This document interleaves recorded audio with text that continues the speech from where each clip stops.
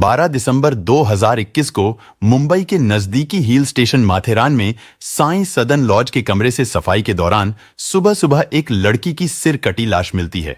लाश भी ऐसी जिस पर कपड़े का एक छोटा सा टुकड़ा तक नहीं था। और तो और कातिल ने मरने वाली लड़की की पहचान छुपाने के लिए उसकी बांह पर बने टैटू तक को भी ब्लेड से खुरच दिया था, ताकि पुलिस टैटू के जरिए भी लड़की के बारे में पता न लगा सके। ये वारदात यकीनन माथेरान पुलिस के लिए अब तक की सबसे बड़ी चुनौती थी। दरअसल मुंबई का नजदीकी हिल स्टेशन माथेरान टूरिस्ट के लिए काफी मशहूर है। वीकेंड पर यहां मुंबई और आसपास के लोग अक्सर घूमने के लिए आते हैं। इसी माथेरान के बाहरी इलाके में बसे इंदिरा नगर के साईं सदन लॉज में 12 दिसंबर की सुबह एक सफाई कर्मचारी सफाई कर रहा था, लेकिन तभी अचानक एक कमरे में बेड के नीचे उसे एक लाश दिखाई दी। उस लाश की हालत ऐसी थी कि उसे देखते ही सफाई कर्मचारी के रोंगटे खड़े हो गए। ये किसी लड़की की सिर कटी लाश थी, जिस पर एक भी कपड़ा नहीं था। यहां तक कि कातिल ने किसी धारदार चीज से या फिर किसी ब्लेड से उसकी बाहों पर बने एक टैटू को भी कुछ इस तरह से खुरच दिया था कि अब उसे देखकर भी मरने वाली की पहचान करना मुश्किल था। कमरे में चारों ओर फैला हुआ खून ये बताने के लिए काफी था कि उस लड़की का कत्ल भी उसी कमरे में किया गया था। लेकिन अब सवाल यह था कि आखिर वो लड़की कौन थी और वो यहां इस लॉज में किसके साथ आई थी, और सबसे बड़ी बात यह कि उसकी जान इतनी बेरहमी से किसने ली थी।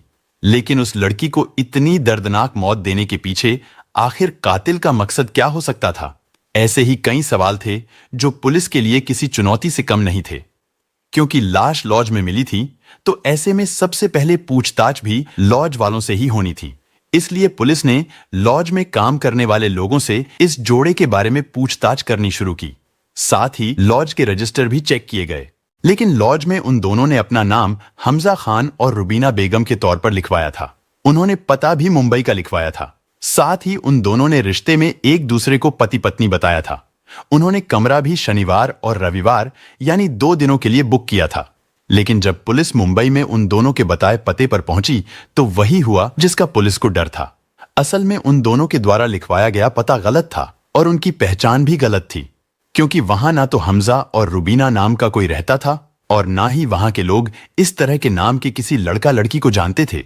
पुलिस के सामने प्रॉब्लम यह थी कि उन दोनों ने अपना कोई आई कार्ड भी उस लॉज में जमा नहीं करवाया था। यानी लॉज के कर्मचारियों ने इस मामले में बहुत लापरवाही बरती थी। इसलिए अब पुलिस की सारी इन्वेस्टिगेशन टेक्निकल सर्विलांस पर जाकर ठहर गई थी।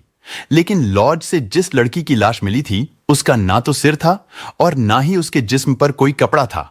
अब ऐसे में पुलिस के सामने सवाल यह था कि आखिर मरने वाली लड़की की पहचान करें तो कैसे करें। मगर फिर पुलिस ने लॉज और उसके आसपास लगे सीसीटीवी कैमरों की जांच करने का फैसला लिया। और जब कैमरों की जांच शुरू की गई तो एक सीसीटीवी कैमरे में पुलिस को 2 ऐसी चीजें नजर आई जिससे पुलिस को इस मामले की जांच आगे बढ़ने की थोड़ी उम्मीद जागी। दरअसल एक सीसीटीवी फुटेज में चेहरे पर मास्क लगाए एक लड़की की तस्वीर कैद हुई थी, जबकि दूसरी फुटेज रविवार यानी 13 दिसंबर की सुबह एक लड़का पीठ पर बैग लटकाए बड़ी तेजी से उस लॉज से बाहर जाता हुआ दिखाई दे रहा था।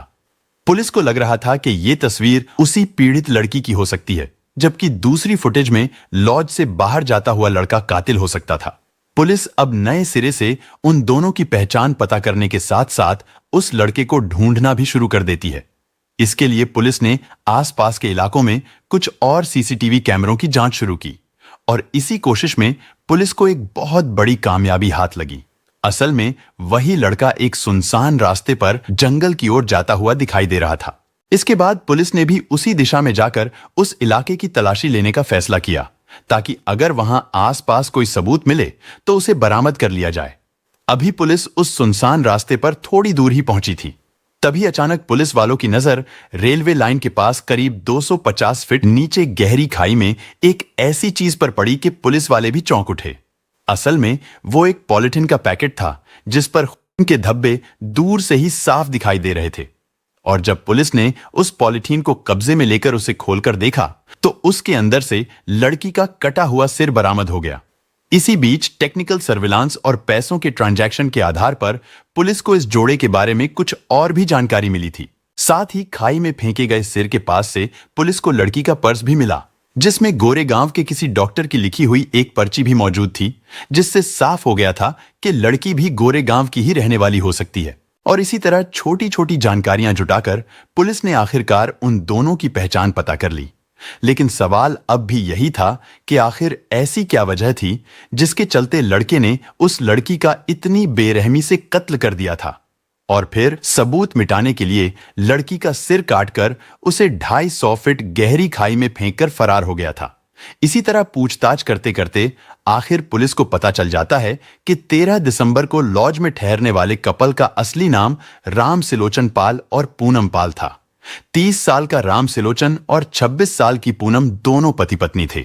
जहां राम सिलोचन मुंबई के पास बेलापुर की एक आईटी फर्म में सॉफ्टवेयर इंजीनियर के तौर पर काम करता था, वहीं पूनम गोरेगांव में रहती थी और वहां पर वो एक हॉस्पिटल में नर्स का काम करती थी। उन दोनों की शादी इसी साल यानी साल 2021 में मई के महीने में हुई थी। शादी के दिन उन दोनों ने 7 जन्मों तक साथ रहने की कस्में खाई थी। लेकिन 7 जन्म तो क्या, 7 महीने भी अभी पूरे नहीं हुए थे और राम सिलोचन ने अपने हाथ उसी के रंग लिए थे जिसके हाथों पर कुछ दिन पहले उसके नाम की मेहंदी सजी थी। छानबीन के दौरान पुलिस को एक और बात पता चली। पुलिस ने देखा कि राम सिलोचन का फोन 13 दिसंबर की दोपहर को ही स्विच ऑफ हो गया था और फिर उसका फोन तभी ऑन हुआ था जब वो कत्ल को अंजाम देने के बाद वापस दोबारा अपने घर पहुंच गया था।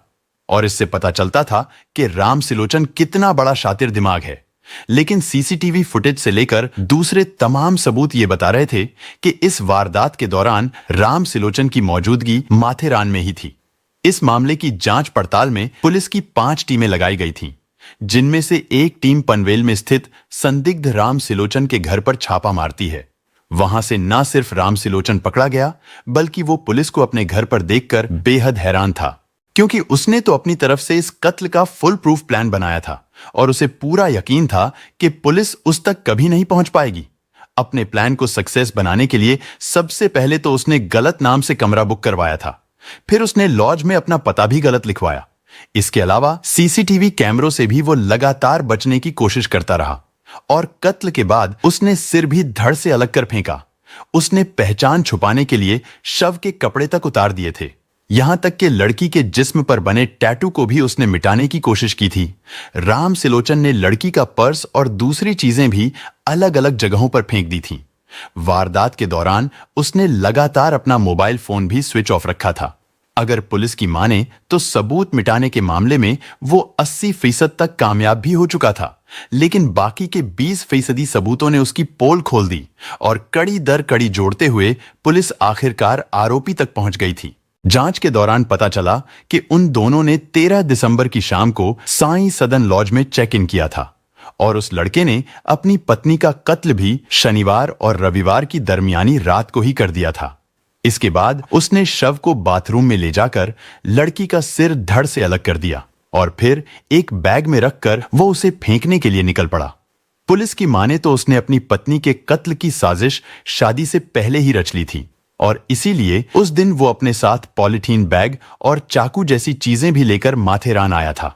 लेकिन अब पुलिस कातिल को गिरफ्तार कर चुकी थी और वो इस वारदात को अंजाम देने की पूरी कहानी भी सुना चुका था। लेकिन ये सवाल अब भी राज ही बना हुआ था कि आखिर राम सिलोचन ने इतने खतरनाक तरीके से अपनी पत्नी को खत्म क्यों किया था। पूछताछ के दौरान राम सिलोचन ने बताया कि वो और उसकी पत्नी पूनम में बहुत अच्छे रिश्ते थे।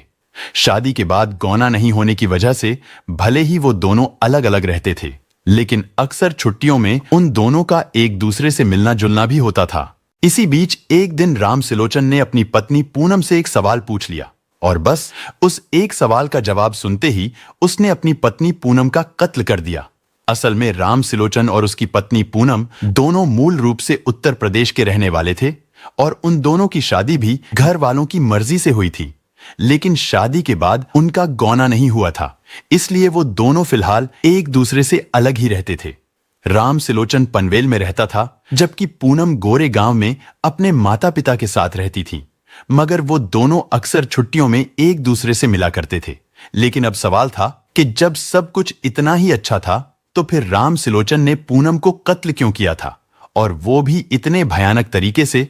इस बारे में पूछताछ करने पर राम सिलोचन ने जो कहानी सुनाई उसने तो पुलिस वालों को भी हैरान कर दिया। उसने बताया कि उसकी बीवी थोड़ी खुले विचारों यानी आजाद ख्याल की थी और ये बात राम सिलोचन को बहुत खटकती थी। इसी बीच एक दिन राम सिलोचन ने बातों ही बातों में अपनी पत्नी पूनम से पूछा कि क्या शादी से पहले उसकी किसी लड़के से दोस्ती थी। लेकिन पूनम ने इस सवाल के जवाब में कुछ ऐसा कहा जिसने राम सिलोचन के मन में शक पैदा कर दिया। अब वो पूनम पर शक करने लगा था और इसी शक के चलते ही उसने पूनम को खत्म करने का फैसला किया। लेकिन कत्ल करने से पहले इस लड़के ने लंबी रिसर्च की, यानी उसने अपनी तरफ से ऐसी तमाम कोशिशें की जिससे इस कत्ल का राज कभी ना खुल सके। इस प्लानिंग के लिए उसने कई क्राइम थ्रिलर फिल्मों से लेकर कई क्राइम शोज देखे और फिर सबूत मिटाने की पूरी तैयारी भी की। लेकिन तमाम कोशिशों के बावजूद भी आखिरकार वो पकड़ा गया।